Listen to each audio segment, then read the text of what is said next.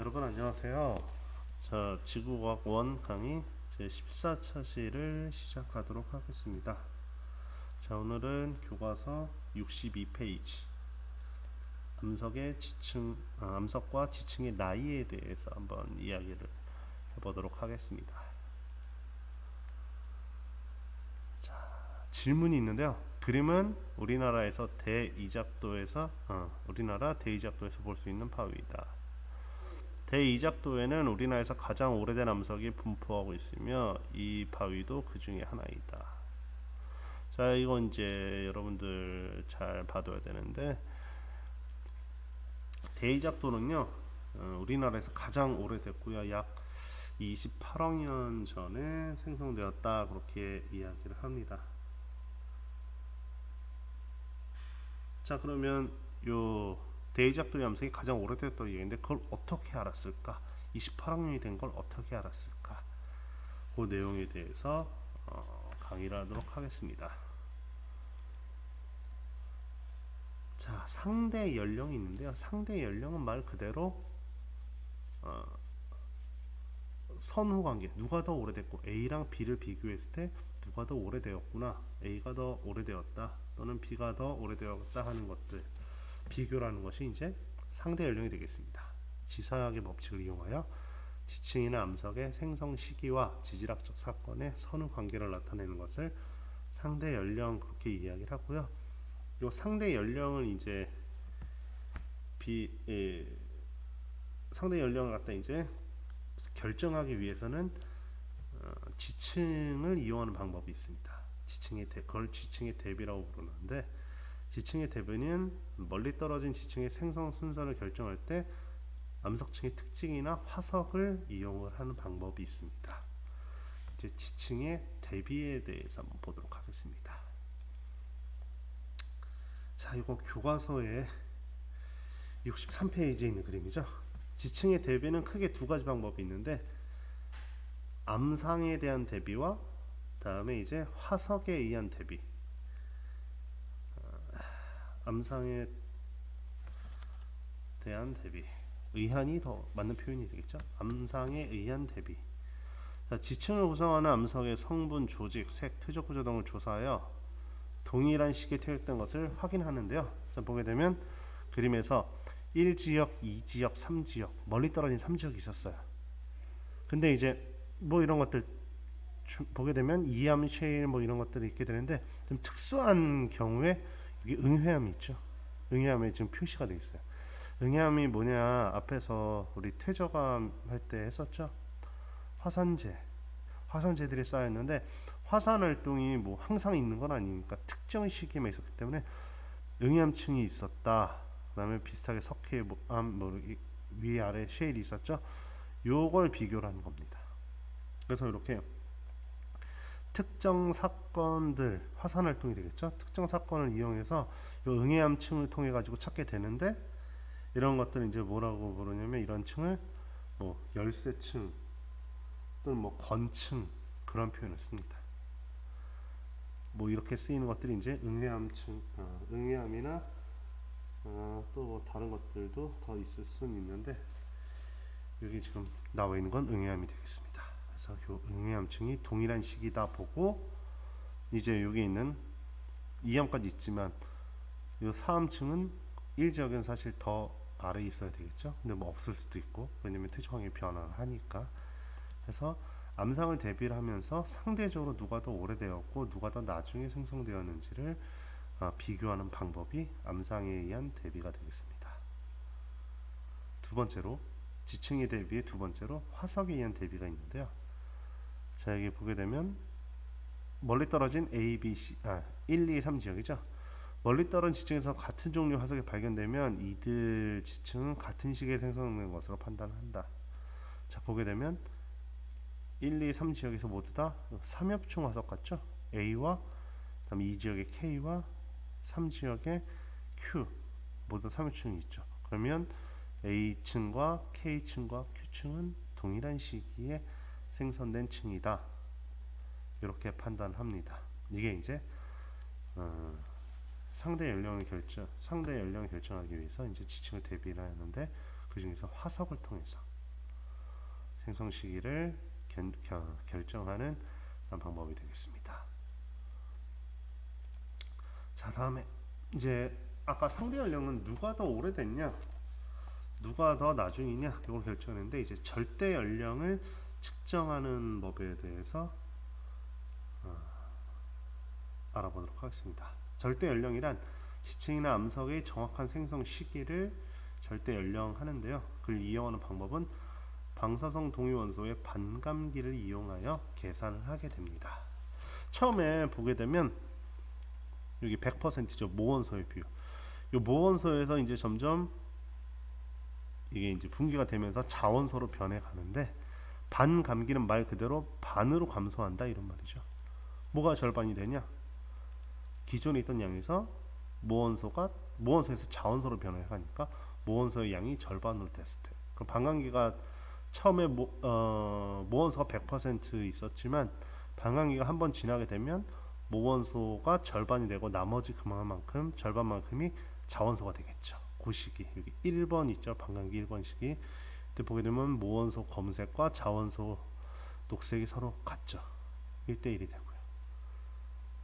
이때까지 걸린 시간, 요 1이라 표현된 이게 이제 반감기가 되겠습니다. 근데 이게 이제 방사성 동위원소들 중에선 반감기가 다양하게 존재를 하는데, 우라늄 같은 경우는 이제 납으로 변할 때 우라늄 238 같은 경우는 반감기가 약 44억 7천만 년 정도 되고, 우라늄 235 같은 경우는 7억, 다음에 칼륨 40 같은 경우는 12.7억 년 이렇게 되기 때문에 이 반감기를 이용해서 계산을 하는 방법이 있습니다. 그래서 여러분들이 이 절대 연령에서는 꼭 알아야 되는 게, 반감기가 1에 지났을 때 모원소와 자원소의 비가 1대1이다.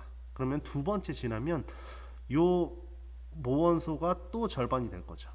그러면 모원소와 자원소의 비가 0.5랑 1.5가 되겠죠. 0.5랑 1.5는 1대3이죠. 1대3이 되고, 그 다음에 세 번 지나면 또 나누어지죠. 1대7, 1대15 해서 뭐 합이 이제 2의 거듭 제곱이 되겠죠. 그렇죠? 눈치 챈 친구들은 합이 2, 합이 4, 8, 16, 한 번 더 지나면 표시는 안 됐지만 5번 지나면 32가 되겠죠. 그렇죠? 이런 식으로 찾을 수가 있습니다. 그래서 모원소와 자원소의 비를 가지고 반감기가 몇 회 지났다, 이걸 알 수 있게 됩니다. 그래서 우리가 사용한 그 모원소와 자원소, 모원소의 이제 종류에 따라서 반감기를 갖다가 계산할 수 있게 되고, 반감기를 갖다가 이제 따져볼 수 있게 되고, 반감기가 지난 횟수를 이용해서 이제 시간을 갖다가 결정할 수 있게 되겠습니다. 교과서 64페이지 있는데요. 64페이지에 그림을 넣었습니다. 자, 지층의 퇴적 구조를 살펴보기인데요. 그림은 어느 지역의 지층 단면을 나타낸 것이다. 이 지층에는 여러 퇴적층이 보이고, 관입한 화성암과 단층, 관입한 화성암들이 있죠, 그렇죠? 여기도 있고 여기도 있고, 그다음에 단층 보라색으로 표시되어 있죠. 단층 확인할 수 있다. 또 A층의 맨 아래, 요 A층의 맨 아래에는 화성암 C의 조각들이 들어있다. C의 조각들이 들어있다.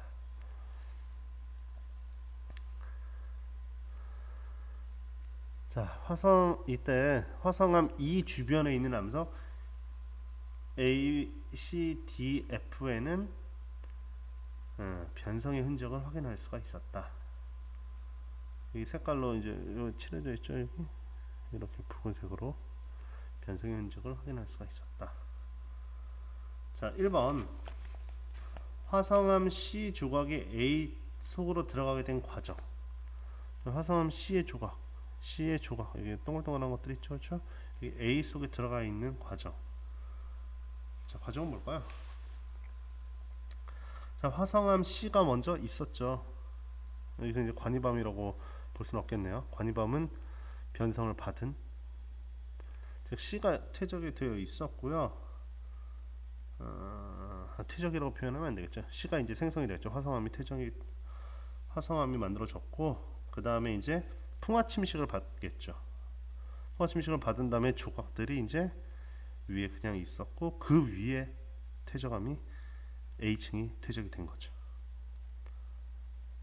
다음에 2번 단층 B와 지층 G의 선후 관계를 확인할 수 있는 방법. 단층 B와 지층 G의 선후 관계. 자, 보게 되면요, 여기는 이제 이 부분을 봐야죠. 단층이 F까지는 단층이 있었는데 G는 단층이 없죠. 무슨 말이냐? G가 생성되고 단층이 있었으면 요 선이 단층선이 끝까지 이렇게 가야 되는데, 단층 이후에 G가 퇴적된 걸 알 수가 있겠죠. 그래서 단층이 먼저 있었다. 단층 B가 먼저 있었다. 이렇게 기억하면 되겠습니다. 3번 화성암 E와 지층 F의 선후 관계. 화성암 E와 F의 선후 관계. 자, 아까 여기 뭐가 있었냐면 여기 F에는 변성의 흔적이 있었다. 변성이 되었다는 거죠. 즉 E가 들어오기 전에 F가 존재를 했었다는 거죠. 앞에서 우리 지사학에서 이야기했던 관입한 암석은 관입당한 암석보다 더 나중이다. 또는 관입당한 암석이 더 오래되었다. 그래서 F가 있었고, 원래 F가 여기 있었겠죠. 그 다음에 E가 뚫고 들어왔다 볼 수 있죠. 그래서 지층 F가 먼저 생성되었다 말할 수 있습니다. 그러면 이 지역에서 이제 일어난 지질 구조와 형성 순서를 오래된 것부터 순서대로 나열을 하게 되면, 가장 먼저 뭐가 있었냐면 C가 있었죠. C는 관입암이 아닙니다. 여기 풍화된 퇴적물들이 있기 때문에. 자, C가 있었고요. 그 다음에 이제 요 기저여감이 되겠죠. 요 동글동글한 기저여감이 있고, 그래서 이제 기저여감이 있으면 이제 부정합이 있었다는 거죠. C가 먼저 있었고, 부정합이 있었고, 그 다음에 A가 퇴적이 되고, D가 퇴적이 되고, F가, 이거 지층 누중에 의해서 아래쪽 순서대로 A, D, F가 퇴적이 되었고, 그 다음에 단층이 있었죠. 근데 중요한 건 여기선 단층과 관입을 비교를 할 수는 없어요. 왜냐면 이게 만나는 게 없기 때문에. 만약에 만났으면, 예를 들어서 이게 관입이 이만큼 돼가지고 선인지 아니면 관입인지 이걸 구분할 수가 있어야 되는데, 그거는 알 수가 없습니다. 여기에 있는 그림으로는 단층 B와 E의 관입은 둘 다 있었는데 누가 먼저인지 모른다. 그 다음에 다시 이제 G가 퇴적이 되는데, 퇴적 전에 여기 기저여감들이 있죠. 기저여감들이 있으니까 또 요 사이에 뭐가 있다? 부정합이 있었다. 마지막으로 G가 퇴적이 되었다. 이렇게 이야기할 수 있습니다. 다음 페이지 65페이지인데요. 그 어느 지역? 이 지역인데요. 뭐 그냥 어느 지역으로 할게요. 앞에 있는 걸 참고하셔서, 화성암 C와 E에는 방사성 동위원소 X가 들어있다. 방사성 동위원소의 반감기는 5천만 년이다. 이렇게 이야기를 했습니다.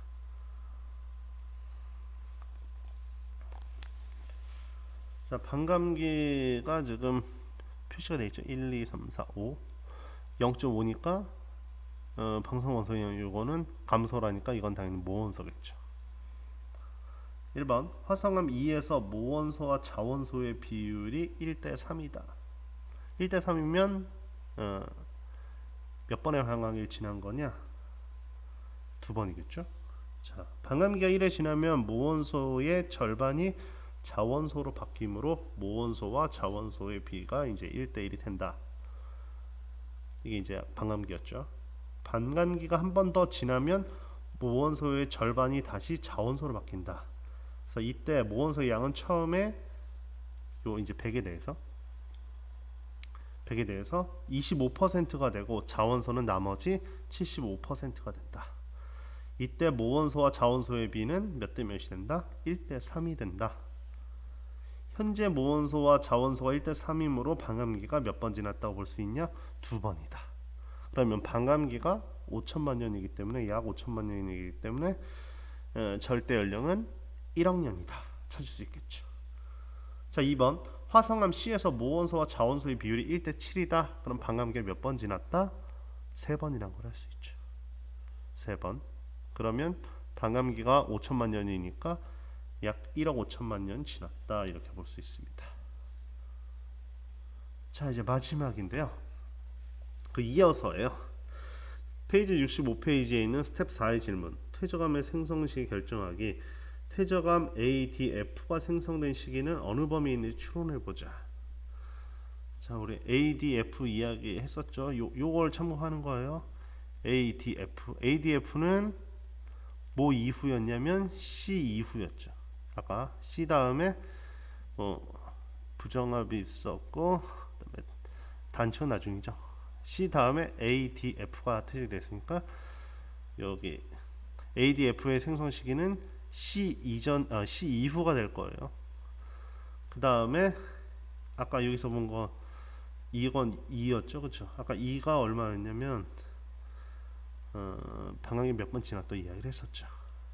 그래서 ADF는 C 이후 다음에 E 이전이 될 거예요. 이걸 한번 표를 참고하면서 리로스쿨에 올려주시면 될 것 같습니다. 자 모두 고생 많았습니다.